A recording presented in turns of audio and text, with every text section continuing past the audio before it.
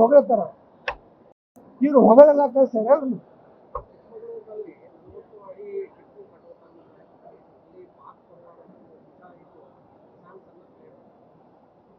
ನೋಡಿ, ಟಿಪ್ಪು ಸುಲ್ತಾನ್ ಒಬ್ಬ ಈ ದೇಶದ ಭಯೋತ್ಪಾದಕ, ಈ ದೇಶದ ಸಂಸ್ಕೃತಿಯನ್ನ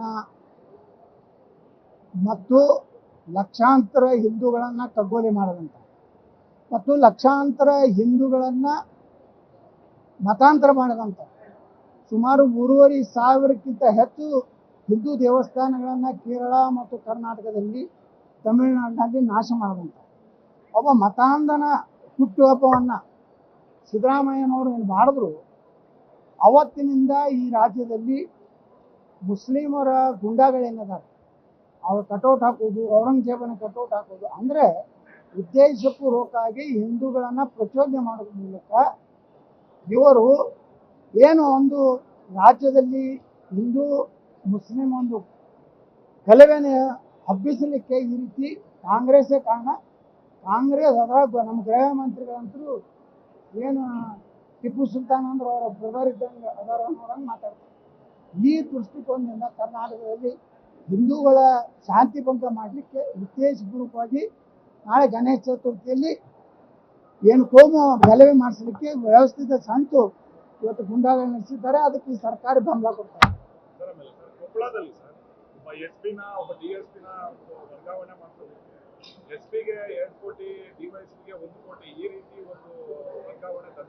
ಕಾಂಗ್ರೆಸ್ನ ಮಾಜಿ ಸಚಿವರು ಅವರೇ ಹೇಳಿದ್ದಾರೆ DSPಗೆ 2 ಕೋಟಿ.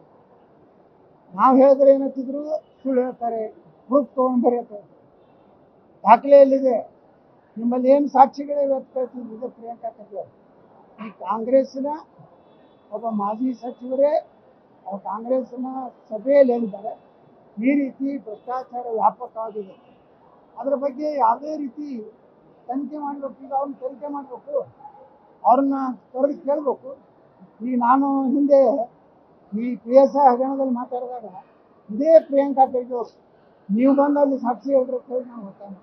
ಈಗ ನೀವ್ಯಾಕೆ ಆ ಮಾಜಿ ಸಚಿವರು ಅವ್ರು ಕರೆದು ಯಾಕೆ ತನಿಖೆ ಮಾಡ್ತಾರೆ? ಅಂದರೆ ಇದು ನಡೆದಿದ್ದು ಸತ್ಯ, ಎಲ್ಲ ಇಲಾಖೆಯಲ್ಲಿ ನಡೆದಿದ್ದು, ಒಂದೇ ಅಲ್ಲ. DSP IAS ಏನು ನಮ್ಮ KS ಎಲ್ಲ ಗ್ರೇಡ್ ಇವು ಹಿಡಿದು ರೊಕ್ಕತ್ತಿಲ್ಲ.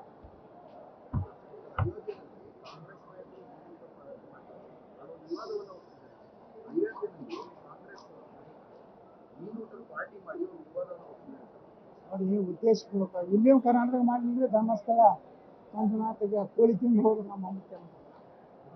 ಅಂದರೆ ಅವ್ರದ್ದು ಹಿಂದೂಗಳ ಭಾವನೆಗಳಿಗೆ ಅಪಮಾನ ಮಾಡೋದು. ರಾಹುಲ್ ಗಾಂಧಿನೇ ಇವತ್ತು ರಾಹುಲ್ ಗಾಂಧಿ ಹೇಳ್ತಾನೆ ಮಹಿಳೆಯರ ಬಗ್ಗೆ ಗೌರವ ಇಲ್ಲ. ಕರ್ನಾಟಕದಾಗ 8 ಮಂದಿ ಮಹಿಳೆಯರನ್ನು ಮಂತ್ರಿ ಮಾಡಿದ್ದೀವಿ, ಒಬ್ಬರು ಉಪಮುಖ್ಯಮಂತ್ರಿ ಮಾಡಬೇಕಾಗಿತ್ತು. ನೀವು 33% ಇಲ್ಲಿ ಕೊಟ್ಟಿದ್ರೆ ನೀವು ಇಡೀ ದೇಶಕ್ಕೆ ಮಾದರಿ ಆಗ್ತಿದ್ರಿ. ಅಂದರೆ ಹೇಳೋದೊಂದು ಮಾಡೋದೊಂದು.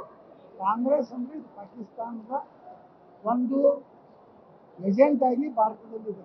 ಕಾಂಗ್ರೆಸ್ಸು ಭಾರತದಲ್ಲ, ಅದು ಪಾಕಿಸ್ತಾನದ ಮೊಹಮ್ಮದ್ ಅಲಿ ಜಿನ್ನಾನ 2ನೇ ಅವತಾರೇ ರಾಹುಲ್ ಗಾಂಧಿ.